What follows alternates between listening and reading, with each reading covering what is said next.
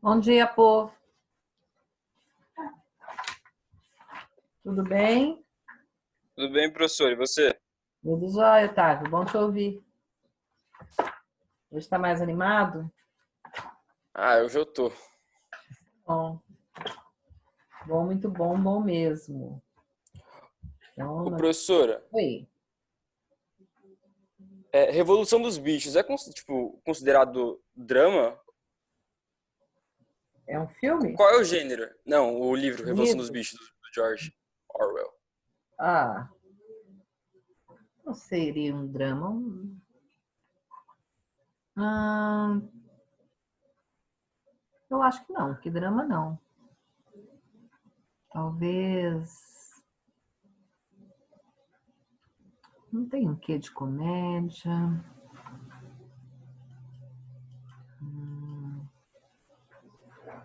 Talvez até entre em drama, sim. Mas é um drama bem suave, né? É um Eu drama. comecei a ler ontem, ele é muito bom. Começou a ler? Tá gostando? Comecei a ler ontem, tô gostando bastante. Aham. Vai lendo, vamos ver. Depois você me fala o que você achou, tá?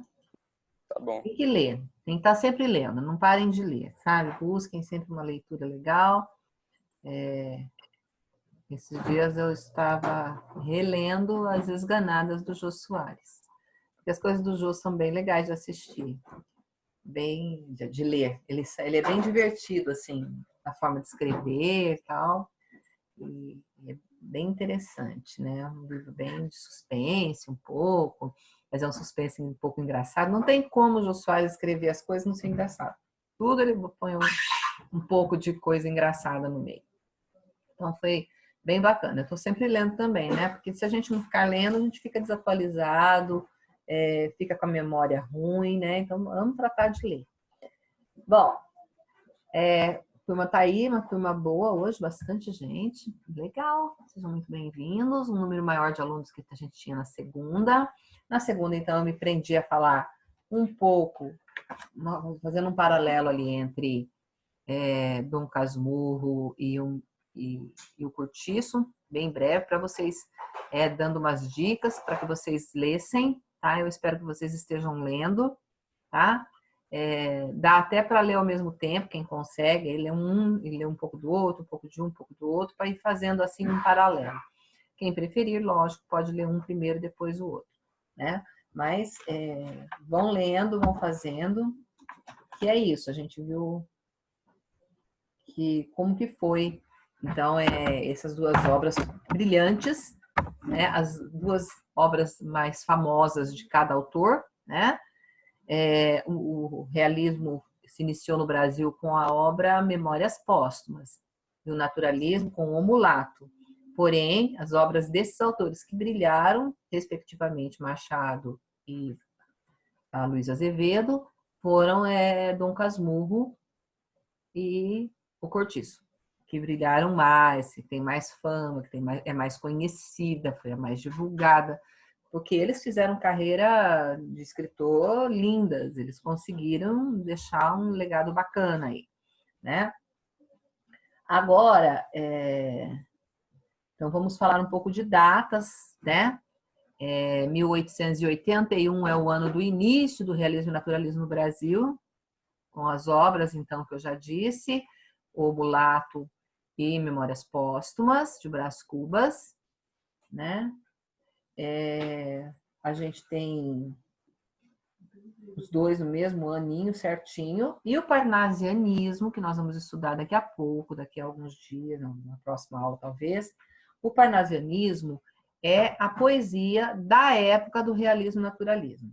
Então, o parnasianismo não tem as características, é a poesia que não tem as características da parte de prosa. A prosa faz crítica, a prosa tem uma visão diferente, né? Mas o realismo e o naturalismo, eles mostram uma sociedade já com as suas mazelas, né? A sociedade mais abastada e a menos abastada, né? Financeiramente e socialmente, porém, com tudo que tem do ser humano, né? O ser humano é que faz isso, é o ser humano que é um animal racional que parece irracional às vezes, né? E ele compara lá o Aloysio Azevedo sempre com animais, o ser humano, parecendo isso, né? Tal como minhoca, né? Como onça no cio e assim por diante ele vai. Bom, enfim.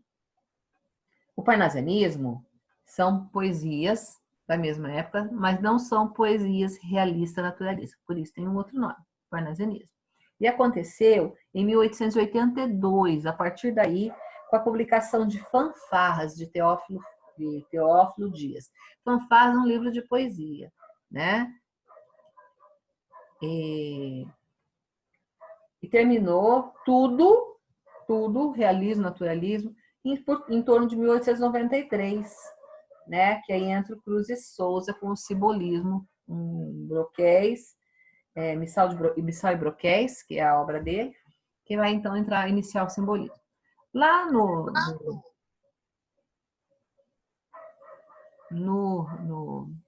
parnasianismo, nós vamos ter alguns nomes em destaque, tá? Também. E vamos ter algumas características especiais. Então, nós vamos daqui a pouco falar dela, semana que vem, talvez, tá? Então, nós temos que ver que o realismo, então, entre 1875 e 1922, foi um período bem rico e diversificado, e em todos os gêneros floresceram, né? Multiplicou instituições e periódicos culturais. Então, tinha mais revistas, tinha mais jornais, né? Revista cultural. Foi o momento maior do Brasil ali nesse sentido naquela época, porque até então nós não tínhamos muita coisa aqui. Era pobre nessa questão de informações, né? Então foi um momento que ocorreram grandes coisas, grandes publicações, nascimento de novas revistas importantes, as pessoas querendo publicar, né? O jovem desperto com um olhar para isso, saindo daquilo que a gente já tinha, né? Que o Brasil era tão iniciante ainda, né? Por ter sido por tantos anos colônia, né? Passaram-se 3 séculos e meio aí colônia, e aí de repente vem a independência e já estávamos prestes a ter a proclamação da República, né? E a libertação dos escravos, que aconteceram lá em 1888 e 89, né? E aí, então, foram momentos assim bem marcantes. O povo tinha uma visão, já tinha opinião formada. E é como eu falei outro dia, né? Tudo acontecia como se fosse hoje. Imaginemos hoje um mundo, um Brasil cheio de escravos, e aí, então, as pessoas que são favoráveis à escravatura, as que são contrárias. E aí, as ideias divergem, há discussões. Então, isso era publicado, né? E aí já era república, já a coisa não funcionava mais como antes. Sou contra o rei, então o rei mandava matar, né? Contra as ideias do rei, vai protestar contra, vai morrer, né? Aí nós já vivíamos a república, já se começou a mudar isso. Claro que essa mudança não aconteceu assim, de hoje para amanhã. A partir de hoje não pode mais, ninguém faz. Não, gente. Sempre nós tivemos as pessoas que protestavam, mesmo correndo risco. E mesmo depois que terminou a monarquia, ainda tinha muita muita discussão de tudo, como tem até hoje. O ser humano sempre foi assim. E as ideias sempre se chocaram, né? Então, havia choque de ideias? Havia.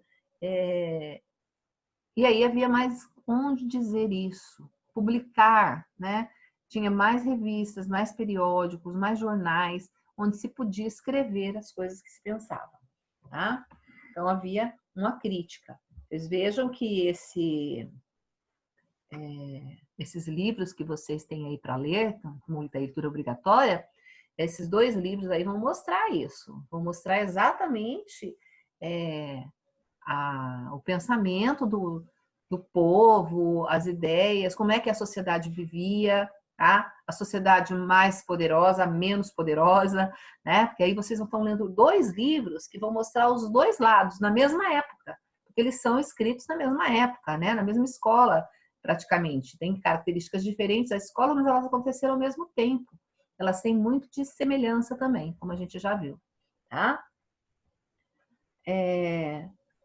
E a gente viu, então, um pouco antes o Eça de Queiroz, né? Que também já escreveu algo assim, e mostrando no mesmo livro os 2 lados, porque a gente tinha lá no livro do Eça, o Primo Basílio, nós tínhamos a Luísa, casada, vivendo com o marido, dentro, né, pessoas da sociedade, bem aceitas, respeitadas, com poder aquisitivo, né? Eles tinham um padrão de vida bem bacana. Mas vemos do outro lado a Juliana, né?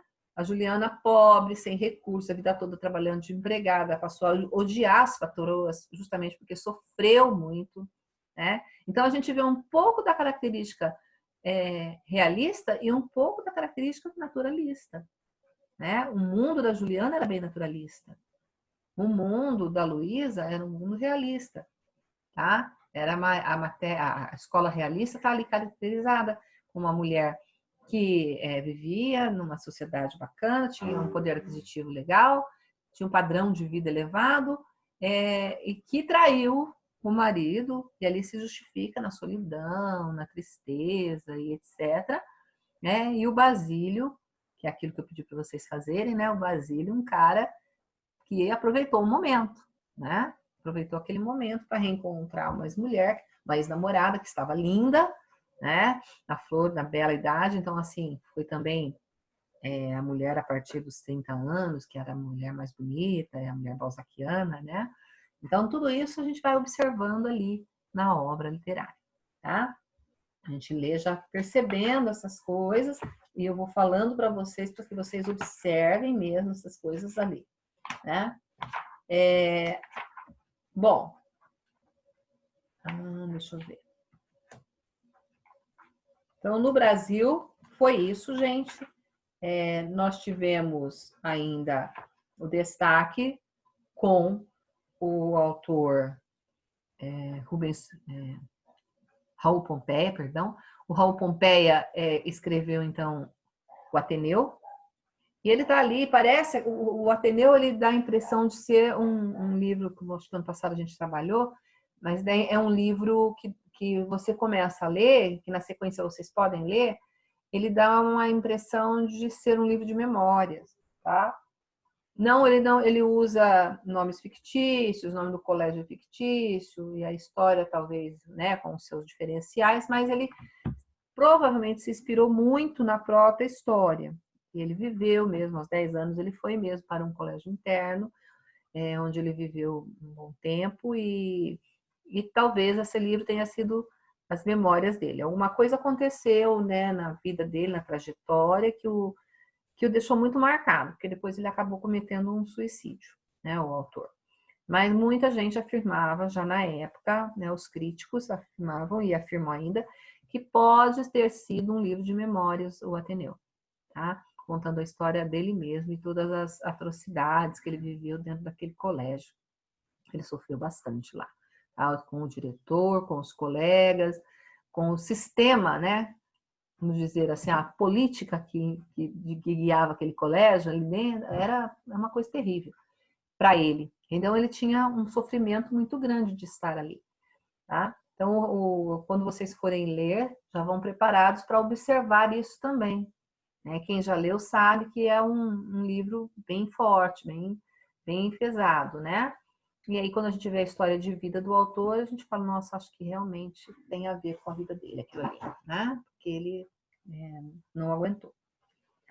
Bom, eu acho que é 10h20 o nosso horário, né?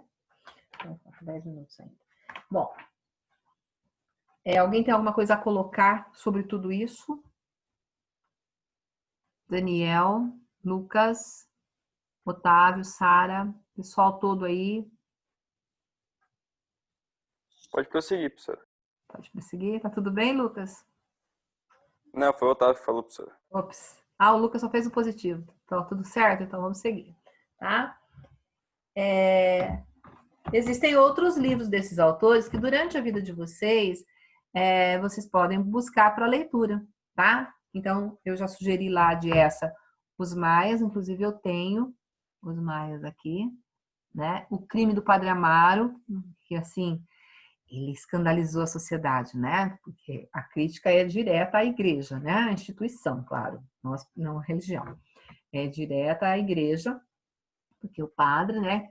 Então é uma história de um padre que se envolve com uma moça, né? Já foi transformado em série. Quem fez a série na época foi aquela bem bonita que não faz mais nada, não me lembro o nome dela, e o Santoro, Rodrigo Santoro que fez o padre.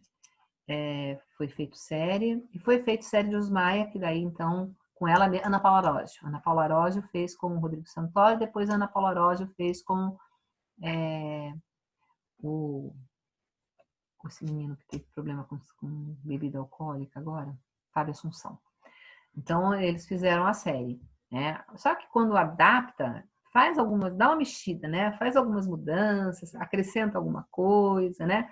Tem umas cenas bem engraçadas, tem um Matheus Nachtergaele nos Maia, que ele faz um personagem muito divertido, tem uma tia que é um bicho de brava, e é também bem engraçado em alguns momentos, assim, tem uns momentos de alegria, mas tem umas cenas muito chocantes, muito fortes. E o livro é bem pesado nesse sentido, ele é um livro forte do realismo, naturalismo em Portugal, tá? Então, é bem interessante de ler também. Com relação ao Machado, nós temos uma amplidão de coisas, né? Temos aí o Dom Casmurro, temos Memórias, né? Quincas Borba, Zóio Jacó. A gente tem vários livros dele que são bem interessantes. E fora isso, a gente tem muitos contos do Machado. Tem poesias também no Machado, eu tenho, inclusive, vários livros dele aqui. Mas o mais interessante, aquilo que mais eu gosto, não é que é o mais interessante, mas o que mais eu gosto, são os romances e os contos. Os contos de Machado de Assis também trazem esse dilema de Dom Casmurro, sabe? Aquela dúvida no final. Tem um que se chama carteira, que fica lá uma interrogação, será que ele entendeu ou não? Tem um que se chama Cartomante, também é muito legal, muito, muito curioso de se ler, traz sempre uma análise bem psicológica dos personagens. Então, eu sugiro que vocês continuem ampliando o conhecimento de vocês. Ampliar conhecimento é algo que faz muito bem. E aqueles que têm o dom da escrita, no futuro podem escrever alguma coisa e ter o conhecimento das obras para poder acrescentar ali no seu livro. Né? Quando eu digo para vocês que eu leio o Jô Soares e gosto, ele tem uma cultura incrível. Né? Ele é possuidor desse saber, desse conhecimento, e ele emprega ali as comparações, assim como o Machado fazia também. Né? O Jô é mais humorístico, né? Então ele faz de uma forma mais interessante, mas ele tem um conhecimento incrível.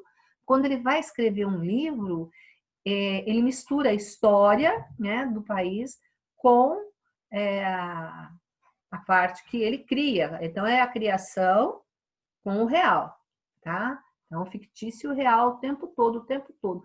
É muito bacana, porque o que é história tem que ser verdadeiro, né? Como quem escreve novela. Quando ele escreve a novela e tem história, a história tem que ser verdadeira. Né? A parte de história não pode fugir.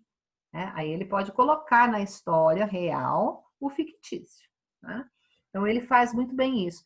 Então, nós temos aí para o futuro, vocês estão angariando conhecimento que, para que eu vou usar isso? Vai usar, calma. Primeiro vocês vão usar em vestibulares. Pode cair conto, pode cair trecho de conto, pode, sabe? Segundo, vocês vão usar para conversar, para saber, para armazenar. E outra, não custa nada, você não tem que pagar espaço do teu cérebro para poder colocar isso lá dentro. Então deixa lá guardadinho. A vida toda você vai lembrar dessas características e vai saber falar alguma coisa sobre esses autores. Alguém cita numa conversa informal, de repente, um autor, dependendo com quem você conversa, e você não tem noção de que se é um escritor, um filósofo, um matemático, quem é esse? Então, para se adquirir esse conhecimento, tem que observar e ler e conhecer, né? Ler mesmo, ler é tudo, tá? Vão lendo devagar, vão adquirindo esse conhecimento. Neste momento, vocês têm que ler as obras que são obrigatórias. Tá aí o nosso colega Otávio já falando de um outro livro que ele está lendo também e que é para prazer, deleite. Porque leitura é prazer também, é diversão, né? Em outro momento, você pode pegar um livro de crônicas, de contos, ler os contos de Machado. Tá, agora eu quero ler um conto mais atual. Eu pego as crônicas lá do Luiz Fernando Veríssimo, que é bem atual, que é bem divertido, do Milor Fernandes, né? Que você vai ler e vai se entreter mesmo, porque são autores mais atuais, que escrevem até hoje, e que eles escrevem é muito legal. Tem algumas crônicas deles que já foram escritas na década de 70, que você fica conhecendo como era o mundo naquela época. Porque através da leitura você vê a história do país, de um povo, né? Então, como que era? Se um conto se passou nos anos 70, como é que era a dona de casa, como é que era o ambiente em que se vivia, os hábitos da época. Então, você vai ler e vai se localizar lá, naquela época. Tá? Se você lê um dos anos 80, a mesma coisa. Vou ler um que ele escreveu agora. Poxa, a gente leu na sala a crônica dele, Tudo que Vicia começa com C. Né? Nós lemos essa crônica super atual. Super. Faz pouquíssimo tempo que ele lançou isso aí. Tá? É um texto novo dele, é uma crônica nova. Mas existem as mais antigas que refletem a sociedade mais antiga. E muitas das coisas que são refletidas lá acontecem até hoje. Tá? Então, é a história que põe a gente dentro de um ambiente que a literatura faz com que a gente se localize na história e localize os fatos ocorridos durante a história. Então, vão ler. Se não está disposto a ler um romance todo, pega lá nas férias, vou ficar lendo romance, não. E não acaba nunca. Peguem os contos, as crônicas, que é rapidinho. Crônica você lê em poucos minutos, né? Aí você lê e tira suas conclusões. Depois de ler, você analisa o que leu, pensa um pouco, cria sua própria opinião, para poder, então, a partir daí, você se tornar uma pessoa crítica, criteriosa, né? Que sabe escolher, que sabe opinar, que tem argumentos para isso. E é só através da leitura que se consegue isso. Tá? Alguma pergunta? No chat, alguma coisa para perguntar? Quem está sem som aí? Só Maria Fernanda que disse bom dia. Bom dia, Fefezinha. Então, vamos passar na próxima aula, então. Vamos falar sobre o parnasianismo. E eu quero que esteja pronta a leitura de vocês sobre as duas obras, Machado de Assis e a Luísa Azevedo. Quero que vocês tenham terminado de ler para que eu possa dar a atividade, tá? Como é que anda aí? Estão lendo? Faz um positivo aí para mim. Quem quiser falar, pode falar. Tá lendo, a Sara tá lendo. Só a Sara e o Lucas? Os outros não estão lendo? Fefe, você não tá lendo? Cauã tinha comentado mesmo que estava lendo. Então, vamos ver. Benjamin. Gabriel. Isadora, Miriam. Otávio, além de você estar lendo aqui esse livro que... tá. Maria Fernanda começou. Então, tá. Então, continua. Tem que ler rápido. Vamos ler para a próxima semana. Pode ser?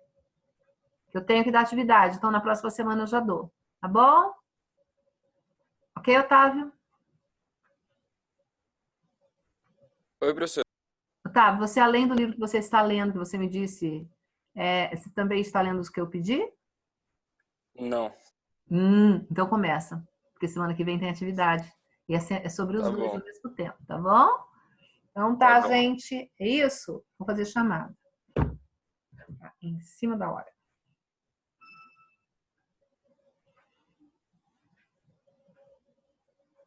Vamos lá.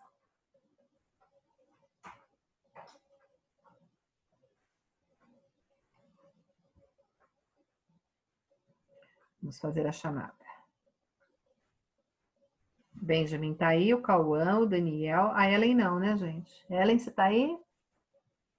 Não. Felipe tá aí. Gabriel Henrique. Tô aqui, Isabelle. professora. Gabriel Henrique tá aí. Tá. Isabelle Galassi. Júlia. Tá ali. Júlia Andrade. A Júlia Andrade tá aí? Tô aqui. Tá. Ah, você é a que é a Arruda, né? Então tá. Júlia de Souza. Felipe, eu sei que tá aí, eu vi teu nome aqui na tela. Leonardo. Gente, o Leonardo não vem para nenhuma aula? Como assim? Eu já avisei, hein, na escola. Luquinhas tá aí. Maria Eduarda. Hoje eu não a ouvi, ela sempre fala comigo quando ela chega. Maria Eduarda tá aí. Então tá. Maria Fernanda tá aí. Maria Luísa, a Malu. Otávio tá aí. Pedro, está aí? Pedro, tá. Já vi, já vi. Sara. Tá aí, a Sara Vitória. E a Sara Brandes? Aqui, professora. Ah, então tá. Teodora. Tá aí. Carlos Henrique.